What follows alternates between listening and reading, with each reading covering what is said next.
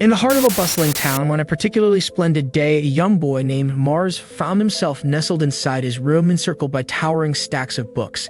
His fascination with the tomes was such that he seemed almost fused with their pages. Beyond his closed door, his fellow teammates fretted over the duration it took for him to grasp even a single skill, speculating on how long he would remain sequestered within his chamber. Mars, a member of the esteemed S-rank party, possessed a unique ability dubbed Skill Lender, of its allure belied his actual frailty. Eavesdropping on the hallway conversation, Mars discerned the voices of Gordon and Ultra, their concerns echoing through the corridors regarding his prolonged learning process. Suddenly, the arrival of two other figures, Alia and Tina, was announced by their familiar tones. Together, they constituted the formidable S-rank party known as the Sword of Divine Silver. Within the esteemed S-rank party, each member boasted a distinct set of strengths and skills. Ultra, acclaimed as the Swordsman, held the record for the most diverse arsenal of techniques. Alia, known as the Princess of Sorcery, wielded ancient magic with unparalleled finesse, earning her a reputation as a formidable force in battle. Gordon, the gatekeeper of the capital palace, fortified his allies with a fortress-like strengthening skill, coupled with exceptional agility, ensuring indecisive maneuvers on the battlefield. Tina, revered as the healing saint, possessed unparalleled mastery over restorative arts, augmented by enchantment magic capable of even resurrecting the fallen. In contrast, Mars, the lone possessor of the skill Lender ability, found himself standing on the periphery of the party's prowess. Once equipped with a variety of skills, he had selflessly bestowed them upon his comrades, leaving himself devoid of any formidable abilities. As the years passed, he dedicated himself to solitary study, striving to acquire new skills through rigorous study and practice. His determination undiminished despite his perceived mediocrity within the group dynamic. As time passed, Mars' room transformed from a modest space into a cluttered storage area, mirroring the neglect he faced from his fellow party members. Regarded as a liability due to his perceived weakness, they deemed him unworthy of their ranks, viewing him as little more than excess baggage. In their eyes, his inability to fend for himself rendered him obsolete, a glaring flaw within the otherwise formidable S-rank party. Aware of their disdain, Mars ultimately resolved to part ways. His decision marked the culmination of events that unfolded 3 years prior when the party recklessly plunged into an A-rank dungeon ill-prepared. Despite their fortunate victory, Mars' warnings and advice fell on deaf ears, overshadowed by their conviction in their own prowess. The widening chasm in their abilities became undeniable, leaving Mars acutely aware that his presence would soon be deemed unnecessary, especially after their upcoming labyrinth conquest. Lost in contemplation, Mars swung open the door to find his comrades gathered outside, their expressions a mix of frustration and impatience. With a heavy heart, he informed them of his decision to part ways and offered to lend them his skills one last time. Yet the resentment lingered, overshadowing even his earnest apology. Undeterred, Mars initiated the skill-lending process, urging his teammates to gather closely. As the radiant glow enveloped them, he facilitated the transfer of 12 skills to each member. Despite the completion of the transaction, gratitude remained conspicuously absent, leaving Mars disheartened but resigned to their indifference. With preparations finally complete, Tino proposed an immediate departure to the dungeon. Mars, though dismayed by the lack of acknowledgement, acquiesced and sought solace in a meal at the fishing hall. However, his hopes for sustenance were dashed upon discovering only stale bread and stagnant water, a stark reminder of his overlooked contributions within the Sword of Divine Silver. As they ventured into the Devil's Abyss, Mars found himself relegated to the sidelines once again, cautioned by Ultra to steer clear of his impending Sword Saint ability. Gordon echoed the sentiment, instructing Mars to remain grounded to avoid becoming collateral in the ensuing chaos. Alia's biting remarks served as a reminder of his perceived insignificance within the group. Observing Ultra's seamless integration of abilities, Mars couldn't help but notice the utilization of Hawkeye's dynamic vision alongside the Sword's Saint technique, a detail Ultra had failed to disclose beforehand. Reflecting on the mechanics of skill acquisition, Mars likened it to a water wheel, emphasizing the need for a substantial influx of skill points to facilitate meaningful progress. He understood that proficiency came with practice, as each use of a skill contributed to its refinement and efficacy. Though relegated to the role of an observer, Mars remained steadfast in his determination to improve, recognizing that true mastery required patience and perseverance regardless of the challenges that lay ahead. In the world of skills, there are normal ones and rare ones called unique skills. Unique skills are special and not many people have them. Mars has one called Skill Lender. It lets him give his skills to other people. When he uses his skills, they're not very strong, but when someone else uses them, they become much stronger. Mars wanted to be helpful to his team, so he tried hard to learn many skills. His unique skill caught the attention of a famous group called the Sword of Divine Silver. They invited him to join them.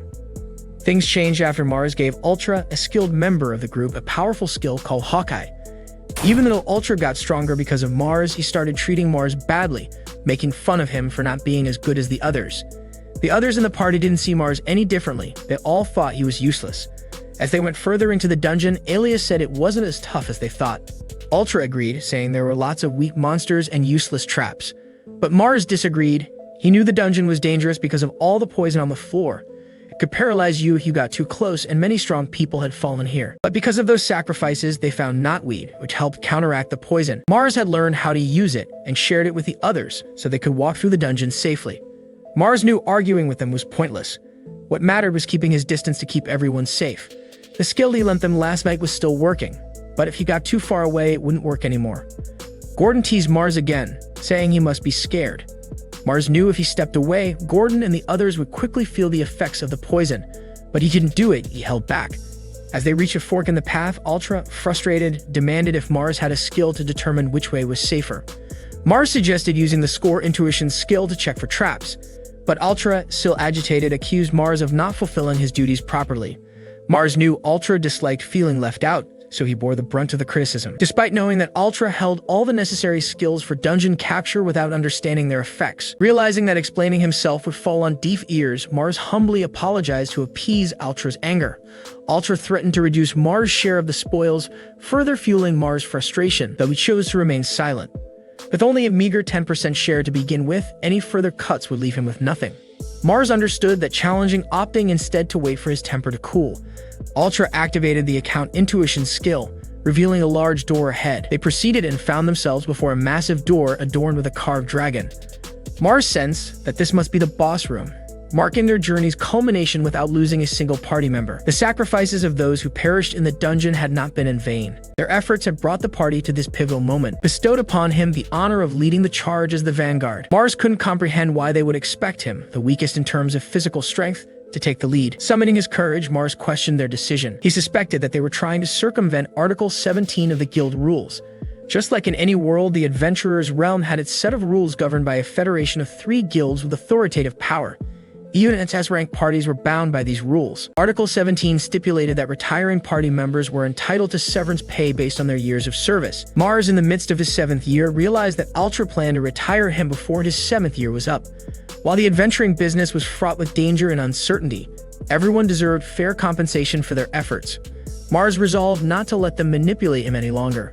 He turned to the other 3 and asked if they agreed with Ultra's plan. All 3 nodded in agreement, stating that it was the leader's decision and they couldn't oppose it. Mars attempted to protest, warning them that without him, they would all perish, but Ultra cut him off. With a glare filled with animosity, Ultra declared that keeping someone as lacking in talent as Mars and the party was nothing but a burden. Mars' presence only added to their losses, like a growing debt. He proclaimed that after capturing the dungeon, their party would undergo a transformation into a true S-rank without him. Mars realized he had endured much, even the unreasonable belief that he contributed positively to the party. He had always thought he was supporting them for the greater good, but in reality, he was merely a liability. Ultra laughed mockingly, suggesting that Mars should meet his end as a first-class alchemist was ready to take his place. Unable to contain his frustration any longer, Mars demanded that they return all the skills they had borrowed from him. Mars explained that once he died, the borrowed skills would lose their effects, so it was in their best interest to let him use them while he could. Ultra dismissed his words as mere fantasy and taunted Mars, questioning how long he could hold his own against them and what they needed to do to return the skills. Mars calmly instructed them that they simply had to answer return when he said it. Activating his skill, Mars commanded return. In unison, all 4 of them replied return. A voice resonated in Mars' mind, confirming the approval of the repayment process. His skill lender support system, accessible only to Mars, assisted in managing the lending and repayment of skills. After retrieving all his lent skills, Mars queried if they were familiar with the concept of interest rates, specifically Toichi, which amounted to a hefty 10% every 10 days. Gordon retorted that they had already factored that in when they decided to ask Mars to leave. Mars understood that their decision had been a grave miscalculation, perhaps the biggest of their lives. Turning to Alia, Mars clarified that the interest calculation for his skills was not simple but compound. He elaborated that while simple interest was based solely on the initial skill points, compound interest involved adding the interest to the base points and recalculating for each period. Alia inquired about the difference, prompting Mars to illustrate that with simple interest, if the base skill points were 1,000 and increased by 10% every 10 days, it would reach 1,100. However, with compound interest, the next increase would be 10% of 1,100, resulting in 1,210. Ultra, weary of the numbers and calculations, snatched the bag from Mars, urging him to proceed and face the boss. As Ali had delved into the calculations, she realized the staggering implications of the compound interest. Her brow furrowed with sweat as she comprehended the enormity of their predicament. Mars, anticipating her swift understanding due to her sorceress wisdom, watched with a sense of inevitability. Before Alia could intervene, Ultra forcibly pushed Mars into the room, shutting the door behind him. Alia attempted to halt Ultra's actions, but it was too late. The wheels had been set in motion. The process of collecting a mind-boggling 116,144,229,696% interest from the debtor, Ultra, was finally complete. As the door closed, Mars felt sharp pain surging through his body, and his consciousness began to fade. The next moment, he found himself in a large white space with nothing around him. Despite the emptiness, he didn't feel cold. Alone in this space, he heard the voice again, informing him that he had been relocated to a protection area. Confused, Mars wondered if he had been magically teleported somewhere. The voice explained that he was in a space within his own mind. Due to the extensive collection of skills, his brain had been damaged and was currently undergoing healing. Only his consciousness had been moved to this safe area, while his body was being treated with high-speed healing skills. Expressing amazement, Mars commented on the voice's ability to hold a conversation, initially assuming it was merely a one-way communication. The voice clarified that it had a configured personality that lacked a physical body. He asked the voice if someone had configured it and who that person was. However, the voice disregarded his question and informed him that he would soon awaken as the repayment process was nearing completion. It continued, expressing hope that Mars would continue to study diligently and shine brightly in the future. Mars realized that someone had been watching over him all this time. The voice revealed that it had observed everything more closely than anyone else, even though no one else had noticed. Its wish was for Mars to transform the time that had been taken from him into a noble power. Mars reflected on how he had always felt alone in the party. Even in his moments of desperate need for someone to listen, there had been no one to notice him. Knowing that someone had watched him more than anyone else was truly a comforting thought. The voice informed Mars that the healing of his damaged organs was complete and that he would soon awaken once his nervous system was reconnected. As Mars' body began to fade away, he pleaded with the voice to reveal its name at least. The voice finally disclosed that its name was you before Mars vanished into thin air. Meanwhile, deep within the abyss, Alia proposed immediately pursuing Mars. Ultra questioned her motives, wondering why she wanted to save him. However, Alia clarified that she didn't intend to rescue him, but rather to swiftly eliminate him. Ultra, slightly irritated, couldn't comprehend her reasoning, believing Mars would perish soon enough anyway, making it unnecessary to chase after him. He mockingly commented on Alia's genius intellect but apparent lack of common sense, suggesting they should relax and let the boss deal with Mars. Tena concurred, stating it would be inhumane to kill Mars themselves and suggested allowing him to confront the boss and meet his fate. Suddenly, they all felt a strange sensation and realized the poison was beginning to take effect on them. Gordon's skill, borrowed from Mars to shield them from the poison's effects, ceased to function. They recognized the dire situation they had put themselves in by pushing Mars away, but it was too late to rectify it. Inside the room, Mars regained consciousness. Though he had been unconscious for a while, the boss had yet to attack him. Surprised to find his head wound healed without a trace of blood, Mars took in his dark surroundings, illuminated only by scattered luminous stones on the walls, making visibility limited. Checking his status board, Mars discovered that his skills had undergone significant. He realized he was fortunate that his poison-resistant skill and other protective abilities had been returned to him. Otherwise, he wouldn't have lasted even a minute. Assessing the situation, Mars knew he needed to gather information first. Utilizing a combination of his God's Eye and Scout's intuition skills simultaneously, he was able to discern a figure seated upon the throne. It was the snaked dragon Vritra, 10 times larger than Mars' size. An elaborate, saturated with poison and guarded by a monster specializing in poison attacks, anyone daring to venture in without preparation would surely meet their demise. Even with preparation, they would eventually face off against the dungeon's ultimate challenge, the formidable dragon. This dungeon was designed with true malice. If the dragon remained undefeated, the dungeon would not be conquered. Although Mars' skills didn't lend themselves to earning wealth, he was determined not to miss out on the capture rewards.